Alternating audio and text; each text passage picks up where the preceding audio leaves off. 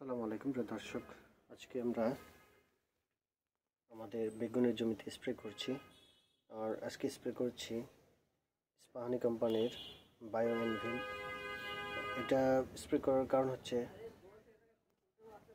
যে আপনার ইদানিং যে মহামারী আকার ধারণ করেছে হলুদ ভাইরাস, পুরো গাছ হলুদ হয়ে যাওয়া, এটি একটি মহামারী আকার ধারণ করেছে সব জায়গায়।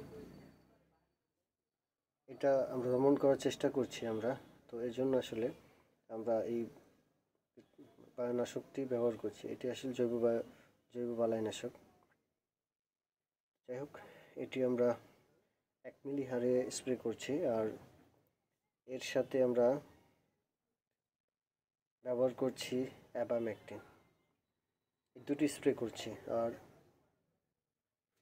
হালকা পোকার কোনো স্প্রে করা হচ্ছে যাতে পোকা না থাকে। তো যাই হোক, আপনারা এগুলো ব্যবহার করে দেখতে পারেন। অ্যাবামেকটিন ভ্যানজেট তো 1.8 ইসি। তো এইটার স্প্রে করি আমরা নিয়মিত।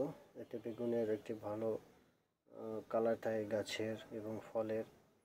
আর বায়ো অ্যানভিল ব্যবহার করার কারণে অনেকটাই নিয়ন্ত্রণে থাকে ভাইরাস যে রোগটি। আর পোকা দমন করার জন্য আমরা হালকা কিছু কীটনাশক স্প্রে করি, যেহেতু এখনও শীত চলছে, এখনও তেমন পোকার আক্রমণ নাই, আর এই জন্য তেমন স্প্রে করতে হচ্ছে না। তো আমরা এই ওষুধগুলো পানিতে মিক্সড করে আমরা একটি স্প্রে করি পানি ড্রামের ভিতরে, যাতে ওষুধটা ভালোভাবে মিশে যায়। এবং এরপরে আমরা আমাদের যে জমিতে বেগুন গাছগুলোতে ভালোভাবে স্প্রে করে দিয়ে দিই, যাতে আমাদের গাছগুলো ভালোভাবে ভিজে যায়।